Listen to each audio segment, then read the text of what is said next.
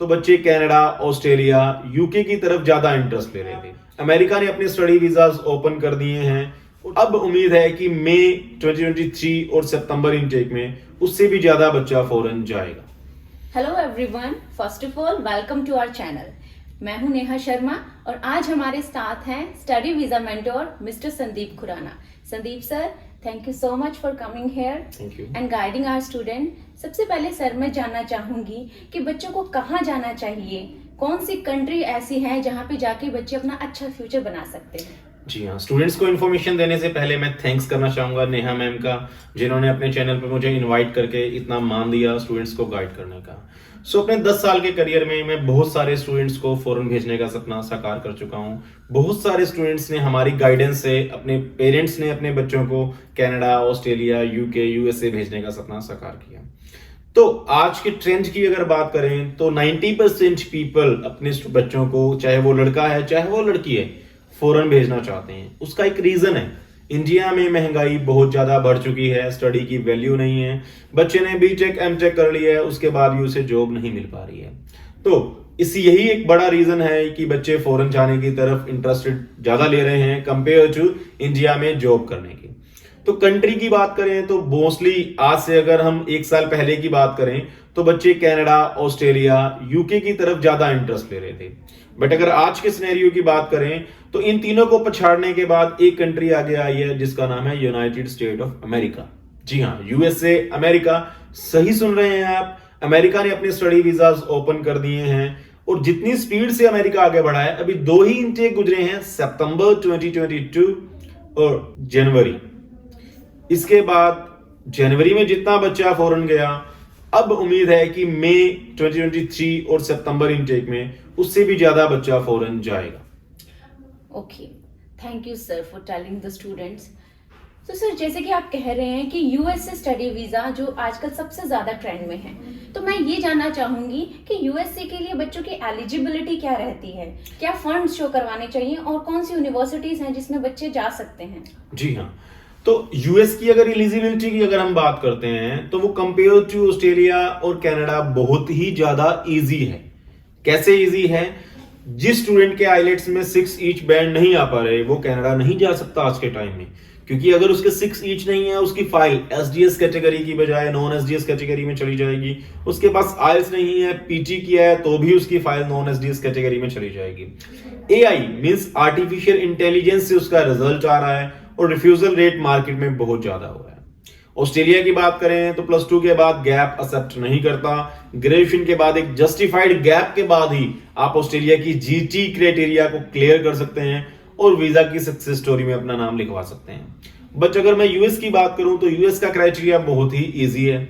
सबसे बड़ा plus point यह है कि कनाडा, ऑस्ट्रेलिया की तरह आपको वीजा से पहले, ऑफर लेटर के बाद पैसा इन्वेस्ट नहीं करना पड़ता। मींस ट्यूशन फीस आपको वीजा से पहले नहीं डालनी पड़ती। आप वीजा के बाद अपनी ट्यूशन फीस ट्रांसफर कर सकते हैं, या फिर एक गोल्डन अपॉर्चुनिटी, गोल्डन चांस जो वहां की यूनिवर्सिटीज आपको देती हैं, वो क्या रहता है कि आप वहां पहुंचने के 1 मंथ के अंदर भी अपनी फीस यूनिवर्सिटी में सबमिट कर सकते हैं। एलिजिबिलिटीज की अगर मैडम बात करें तो जो बच्चा +2 पास आउट है, 16, 17, 18, 19, 20, मींस कनाडा, ऑस्ट्रेलिया की एलिजिबिलिटी बहुत ज्यादा स्ट्रिक्ट है।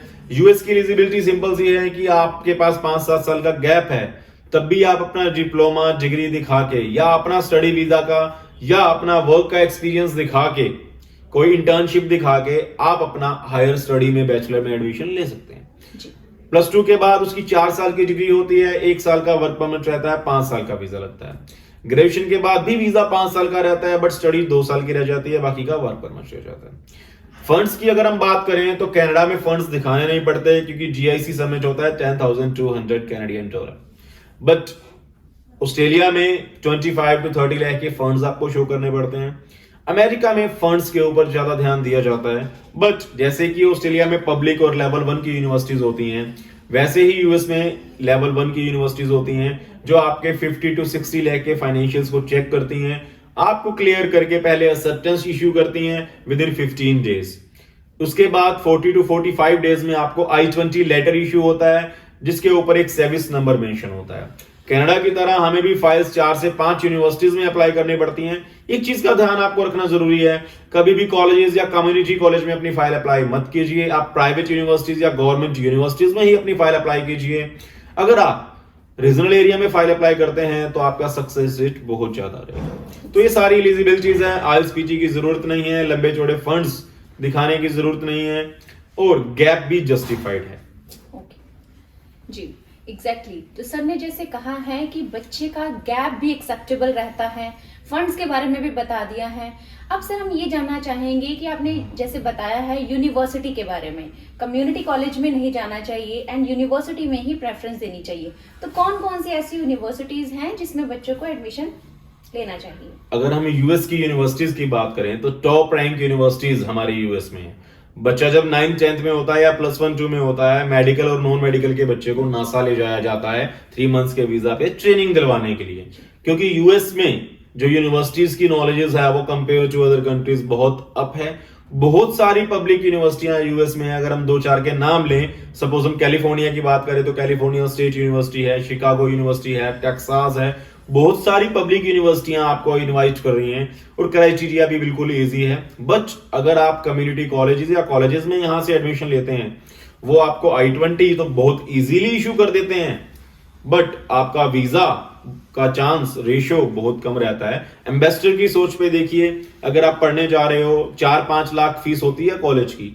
यूनिवर्सिटी की फीस अगर हम कंपेयर करें तो 10 लाख से लेके 20 लाख, 25 लाख, 40 लाख तक भी जाती है अगर आपकी टॉप रैंक यूनिवर्सिटी है तो एम्बेसडर भी सोचता है भी इंडिया से अगर बच्चा फॉरेन पढ़ने के लिए जा रहा है उसके पास बजट भी है या नहीं है, क्योंकि अगर 4-5 लाख लगा के ही पढ़ना है तो इंडिया में बहुत सारी यूनिवर्सिटीज हैं, हम इंडिया में भी स्टडी कर सकते हैं। बच्चा फॉरेन किस लाइन के लिए जा रहा है, और अगर वो अपनी डिग्री वहां कंप्लीट करता है अच्छे परसेंटेज के साथ तो उसका कैंपस प्लेसमेंट भी होता है और ईयरली इनकम 70 लाख, अगर हम इंडियन करेंसी को काउंट करें 70 लाख पर ईयर का मिनिमम पैकेज आपको यूनिवर्सिटीज प्रोवाइड करवाती हैं। आप अपना और अपने फैमिली का भविष्य वहां स्टडी करके बना सकते हैं। Thank you so much sir for your guidance.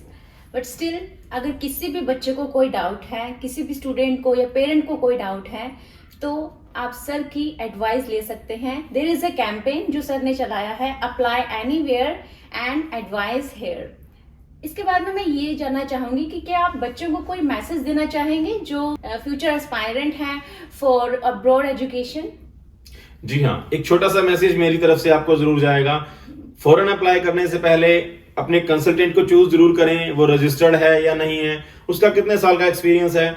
Fresh profile पे वीजा हर कोई निकाल देता है, रिफ्यूज प्रोफाइल पे वीजा इन्होंने निकाला है या नहीं निकाला, गैप वाले बच्चों का वीजा निकला है या नहीं निकला है, वो आपको यूनिवर्सिटी सही गाइड कर रहा है, कोर्स सही गाइड कर रहा है, वो रेलेवेंट है या नहीं है, इन सभी क्वेश्चंस के आंसर जान के ही अपनी फाइल को अप्लाई कीजिए। एजेंट के लिए ये कई फाइलों का एक्सपीरियंस हो सकता है, बट आपके लिए फाइल पहली है, आपके लिए पहली और आखिरी मौका यही है जो आप फॉरेन अपना अप्लाई कर रहे हो। क्योंकि जब बच्चा फॉरेन अप्लाई करता है तो 10 से 15-20 लाख का बजट बच्चे का बैठ जाता है, और अगर रिफ्यूजल आती है कनाडा से, ऑस्ट्रेलिया से, तो 2 से 3 लाख की हार का सामना बच्चे को करना पड़ता है। 2 से 3 लाख रुपए इंडियन मिडिल क्लास फैमिली के लिए बहुत ज्यादा मैटर करते हैं। उसका रीजन ये है कि आजकल मिडिल क्लास भी अपने बच्चों को फॉरेन भेज रहे हैं, उनका भी सपना है। पहले गवर्नमेंट जॉब के पर्सन अपने बच्चों को फॉरेन ही भेजा करते थे, बट आजकल 90% ट्रेंड हो चुका है, हर पेरेंट्स अपने बच्चों को फॉरेन भेजना चाहता है। क्यों? वो अपने आने वाली पीढ़ी का भविष्य अच्छा बनाना चाहता है। सो अगर आप भी अप्लाई करना चाहते हैं फॉरेन स्टडी वीजा, तो एडवाइस जरूर लीजिए, अप्लाई कहीं से भी कीजिए। जी हाँ, अप्लाई एनीवेयर एडवाइस हेयर की मुहिम का साथ देकर हमारे फेसबुक इंस्टाग्राम पेज को लाइक कीजिए और आने वाली इंफॉर्मेशन को सुनकर समझकर फिर इंप्लीमेंट कीजिए और चूज कीजिए कि कौन सी कंट्री आपके लिए बेनिफिशियल है, कौन सा कंसल्टेंट आपके लिए बेनिफिट है, क्योंकि आपका ये पहला और आखिरी अप्लाई है, सो एजेंट का बार बार हो सकता है। सो मैं थैंक्स करना चाहूंगा मैडम का जिन्होंने मंच पर इनवाइट किया। तो आगे भी ऐसे आते रहेंगे और आपको इंफॉर्मेशन देते रहेंगे। Thank you.